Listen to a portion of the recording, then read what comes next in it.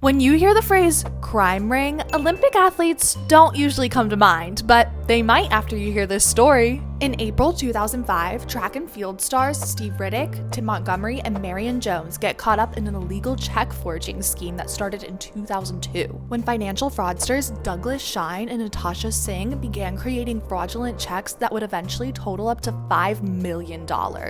The trio's involvement starts with track gold medalist Riddick and his friend Nathaniel Alexander. Alexander deposits a very counterfeit check for $850,000 into his very real business account. Riddick then tries to cover his tracks by dispersing the $850,000 through a series of very real checks. One of these checks goes to disgraced Olympic track star Marion Jones for $25,000. Shortly after, Jones's ex-husband, track gold medalist Tim Montgomery, gets roped in. This time, Montgomery is the one that deposits a counterfeit check for $200,000 into an account that he shares with Jones. What none of them knew is that a federal crime unit called the El Dorado Task Force had been tipped off about the altered checks, and soon they'd find themselves in hot water. After all of the litigation, Riddick is sentenced to about 5 years and Montgomery is sentenced to about 4 years.